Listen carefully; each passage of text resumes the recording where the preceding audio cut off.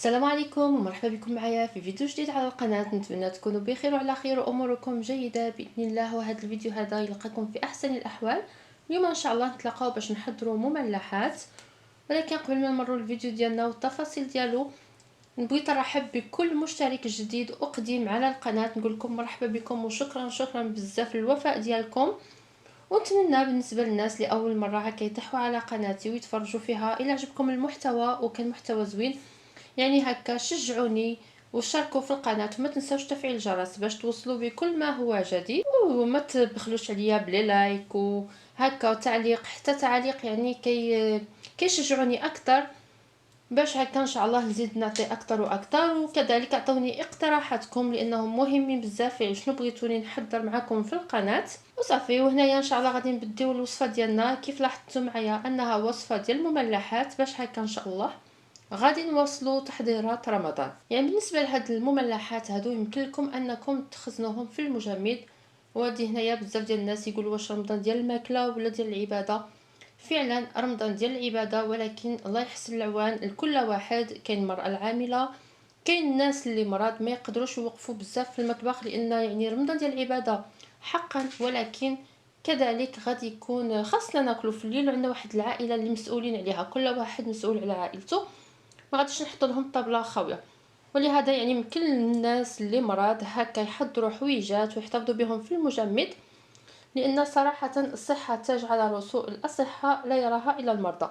اللي عنده صحته الله يخليها له، ولكن كاين الناس اخرين اللي ما عندهمش الصحه ما يقدروش يوقفوا. وهذا الفيديو هذا يعني هكا بالنسبه للناس اللي باغيين يحتفظوا بالمجمد يمكن نحضروهم دابا ويحتفظوا بهم لرمضان. كذلك يمكن لكم نتوما اللي ما باغيينش ديروهم في المجمد تحضروهم هذاك النهار ديال الصيام. وهنايا ان شاء الله غادي نبديو على بركه الله في المقادير اللي غادي نحتاجو فيهم. عندي 3 ديال البصلات اللي هكا طحنتهم غليظه ولا يمكن لكم تقطعوها. عندي على حساب واحد 2 فلفلات، انا هنا استعملت الفلفل المجمد اللي حتى هو هكا طحنته، يعني كلشي هذاك الشيء بغيتو يكون رقيق. عندي 100 غرام ديال الشعريه الصينيه. عندي 3 ديال النصوصه ديال الصدر تاع الدجاج اللي قطعته حتى هو هكا. عندي 2 ورقات ديال سيدنا موسى. عندي علبه صغيره من الفطر اللي حتى هو قطعته. عندي السوجا. وهنايا عندي هاد لابودغ ديال الكروفيت او بودره القمرون اللي هكا حضرتها معاكم. ما عندكمش هذه يمكن لكم تحضروها بالعطريه ديال السمك، انا فضلت انني نستعمل حاجه اللي مصايبه في الدار. عندي 3 ريسان ديال الثومه. عندي شويه ديال الابزار، شويه ديال الكمون، شويه ديال سكينجبير، شويه خرقوم، ملحه. هنا عندي السودانيه، وهنايا عندي كذلك البابريكا. هنا بالنسبه لهاد الشعريه الصينيه يعني الا ما بغيتوش حتى طيب وتقطعوها بالمقص يمكن لكم غير هكا يعني تقسموها على 2، يعني راح تقسم معكم بسرعه. هنا فوق هاد الشعريه الصينيه غادي نضيف غير واحد شويه ديال الابزار، واحد شويه فقط، يعني واحد القليل جدا. وغادي نضيف لها واحد شويه ديال الملحه صافي. وهنايا غادي نصب فوق منها الماء اللي كيكون طايب، ماشي غير سخون ولكن يكون غليان صافي. ونخليوها بلا ما نحضروا الحشوه ديالنا. هنايا هاد الشعريه هذه هكا خليناها في الماء واحد المده ديال 5 دقائق. هنا غادي نصفيوها،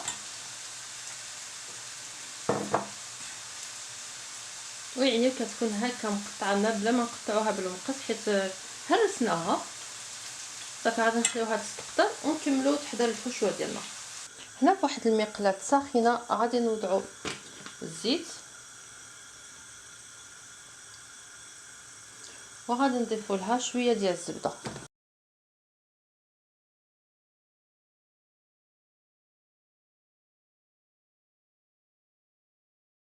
هكا ملي كتذوب لنا هذيك الزبده هنا غادي نوضعوا هذا الدجاج مع هاد 2 وراقي ديال سيدنا موسى صافي. هنا غادي نخليوهم حتى هذا الدجاج هذا هكا يتقلى مزيان ونتلاقاو من بعد ان شاء الله.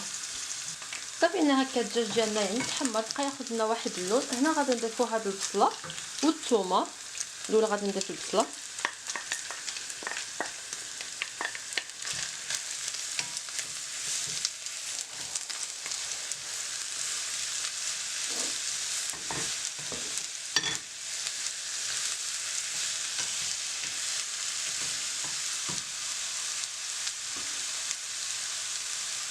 هنا غادي نضيف الثومه،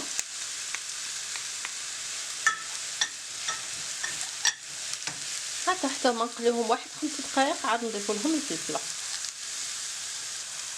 هنا غادي نضيف الفلفله وحتى هي غادي نخليها طيب مزيان مع هاد الحشوه. عاد نضيفو الشامبينيون حيت الشامبينيون ما كيحتاجوش يطيبوا بزاف.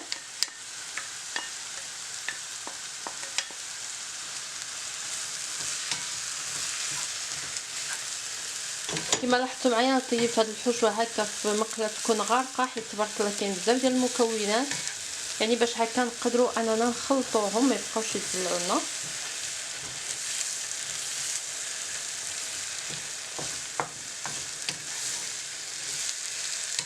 صافي هنا ملي كنشوفوا ان هذيك يعني هذاك الماء تشرب مزيان بالحشوه ديالنا، هنا غادي نضيفوا لي شامبينيون حيت ملي كنضيفوا الفلفله كيطلق لنا الماء. هنا غادي نضيفوا هكا لي شامبينيون، ما عندكمش لي شامبينيون يمكن لكم تعوضوهم بالزيتون. هنا غادي نضيف لاص الصوجا على حسب واحد المعلقه كبيره،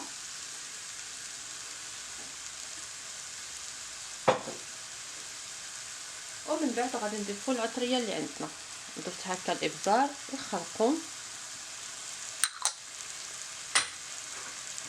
الكمون وسكينجبير. هنا غادي نضيف البابريكا. بالنسبه للسودانيه غادي نضيف غير واحد شويه السودانيه.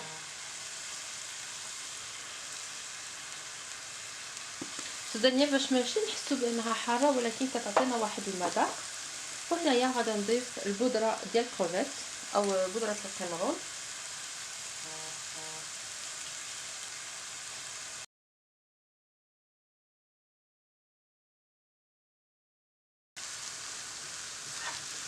صافي هنا غادي نضيفوا هاد الشعريه الصينيه باش حتى هي هكا تندمج لنا مع هاد المكونات هادو حتى هي تاخذ مذاق.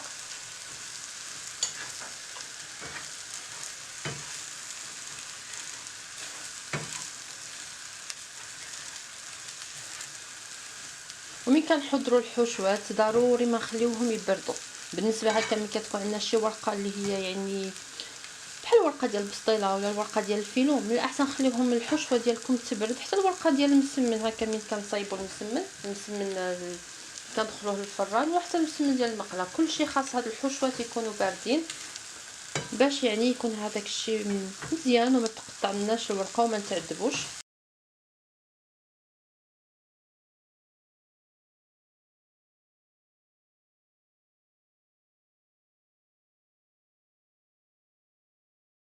صافي هنا هكا خليت الحشوه حتى بردت تماما. هنا غادي نضيف لها الفرماج محكوك. هنا استعملت الفرماج الاحمر. صافي غادي نخلطوها ونمروا باش غادي ان شاء الله نشكلوا هاد يعني نشكلوها بالورقه. وما نساوش نحيدوا هاد ورقه سيدنا موسى، ما تش نديروها في ما نخليوهاش في لافاس، نقلبوا على الاخرى حتى هي. هنا هكا درت تحميره في واحد الزلافه او البابريكا. غادي نضيف لها شويه من صوص الصوجا. غادي نديروا هذا الخليط هذا باش يعطينا واحد اللوين لهاد البسيطلات هادو.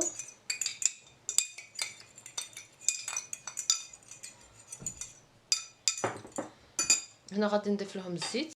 صافي هنا غادي نمروا باش نديروا هاد البسيطلات ديالنا. غادي ناخذ الورقه ديال البسطيله هكا، غادي ندهنها اولا هذاك الخليط اللي درناه ديال الصوجا والبابريكا.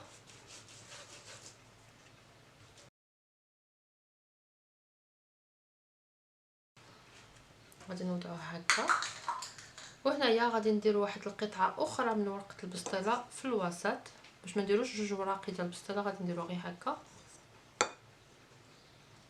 هكا نديروها في الوسط.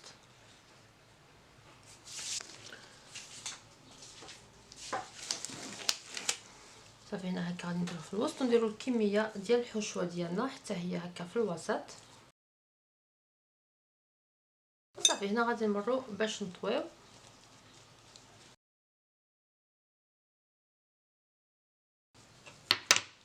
صافي غادي نبقى نحطها في الصينيه.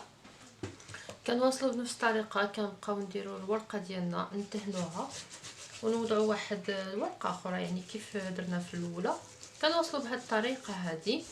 انا بالنسبه ليا هاد البسيطلات هادو غادي نديرهم في المجمد. غادي نطيب معكم شي وحدين باش نوري لكم كيفاش غادي يجيو، والاخرين غادي نديرهم في المجمد. نفس الطريقه غادي نوضع واحد القطعه اخرى هنا هكا في الوسط،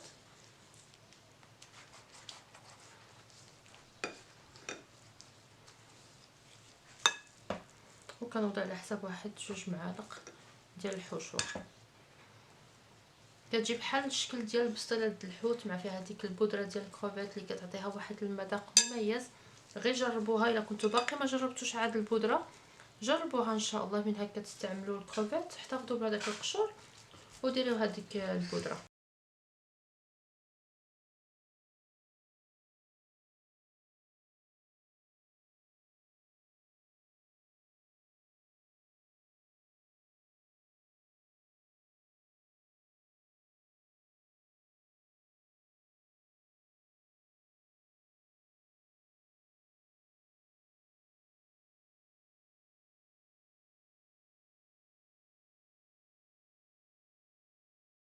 صافي هنا هكا بغيتو تخليوهم هكا خليوهم، بغيتو تزينوهم انا غادي نضيف لهم هكا شويه ديال الورقه من الفوق. غادي نطويها كيف كتلاحظوا.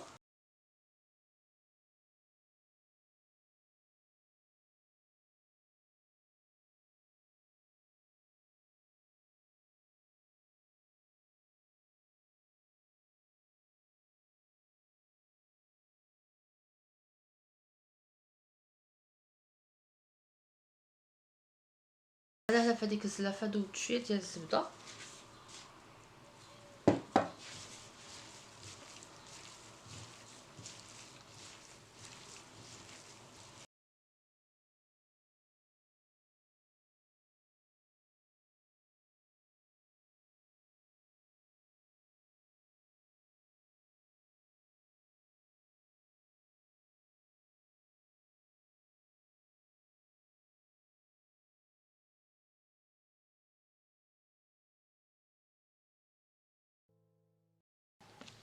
صافي هنا من بعد ما حضرناهم غادي ندخلهم للمجمد باش يتجمدوا لنا هكا يعني ابلا.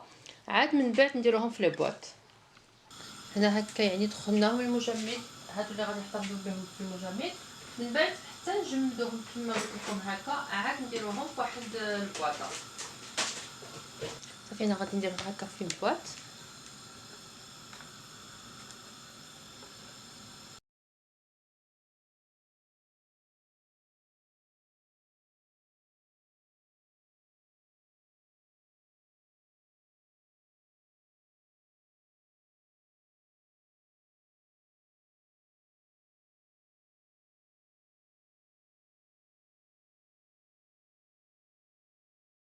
المملحه الثانيه حتى هي غادي تكون بالدجاج ولكن هكا بمذاق مختلف.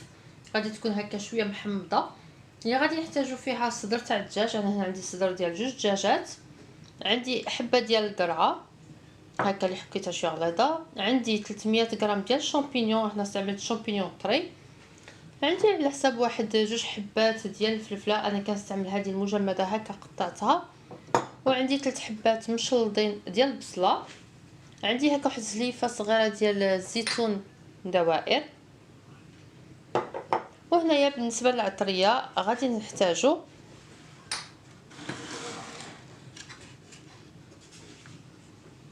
هنايا عندي الربيع، عندي حامضه مصيره قطعتها، عندي خرقوم، عندي ابزار، عندي سكينجبير، عندي حبه ديال الثومه والملحه. بالنسبه لطريقه التحضير، في واحد المقلاه غادي نوضعوا هكا شويه ديال زيت العاديه، وغادي نضيف لها زيت الزيتون.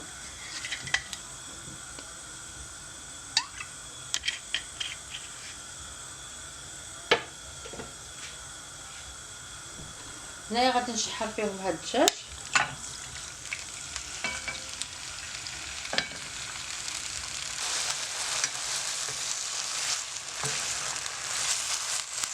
كنبقاو هكا نشحروا في هاد الدجاج ديالنا هكا ياخد واحد اليمين، عاد نحطو ونبقاو نضيفو له الخضر اللي عندنا.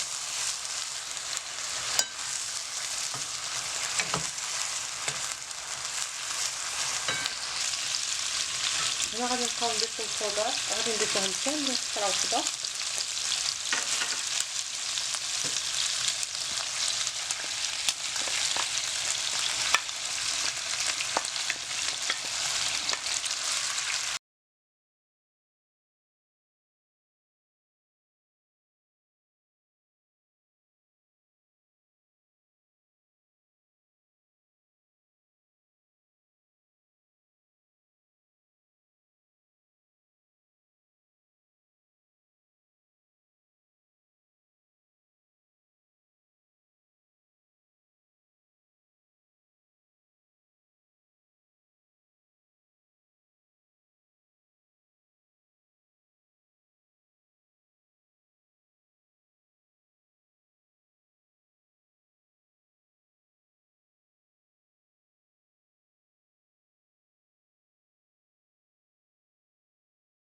هنايا غادي نضيفو هاد الربيع اللي عندنا ونضيفو الحامض المصير.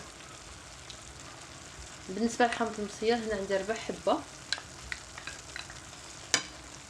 والطريقه ديالو راني سابق لي وشاركتها معكم 2 المرات ديال الحامض المصير، صراحه اللي ناجحه 100%. غادي نخليها لكم ان شاء الله في صندوق الوصف وجربوها، غادي تستغناو على هذاك الحامض اللي كنشريوه، يعني صراحه حيت ما فيش مكونات حافظه لهذا الحامض ديال الدار.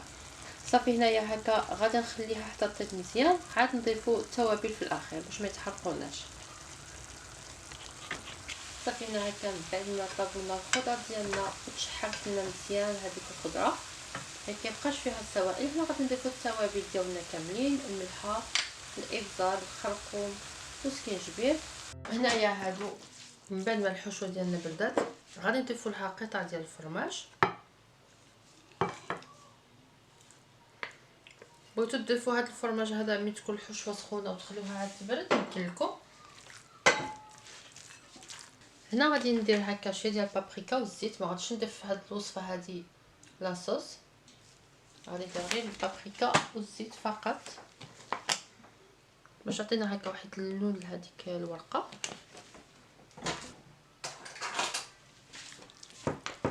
هنا غادي ناخذ الورقه ديالنا، ناخذ هاد الزيت هادي غادي ندهنو هكا شويه، نديرو واحد القليل من الحشوه هكا في الوسط.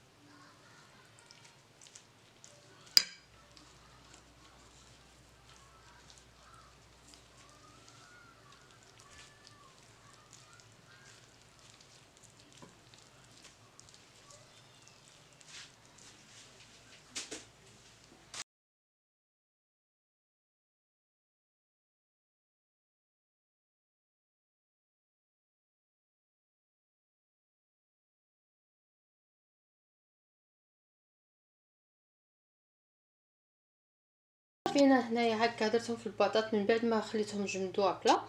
هنايا غادي نديرهم هكا في دي بواط وفرقت بيناتهم هكا بورق الطبخ، ومن بعد غادي ندخلهم للكونجيلاتور، ومن نبغي نستعملهم ما عليا غير نخرجهم من الكونجيلاتور وهما مجمدين ونديرهم في البلاطو ديال الفران وندهنهم بشويه ديال الزبده وندخلهم للفران مسخن على 200 درجه او 180، يعني على حسب الفرانات. كاين اللي في الساعه كيطيب هذيك الحاجه وكيخليها من الداخل خضراء، وكاين اللي كيطيبها على المهل. شوفوا نتوما الفران ديالكم كيف داير، المهم كل واحد عارف فرانو وصافي. يعني هكا الطريقه باش غادي ان شاء الله نحتفظ بهم. والبريوات ديالنا وهاد السيجار كيجيو بهذا الشكل هذا اللي نتمنى انهم يكونوا نالوا الاعجاب ديالكم وغادي تجربوهم في هذا الشهر الفضيل هذا. والفيديو ديالنا وصل للنهايه ديالو، نقول لكم ان شاء الله تكونوا استفدتوا منه ولو القليل، واذا كان عجبكم ما تبخلوش عليا بلي لايك ولي بارطاج، وانا غادي نخليكم في امان الله وحفظه ونضرب لكم موعد في وصفات وفيديوهات وحدين اخرين باذن الله. الى اللقاء.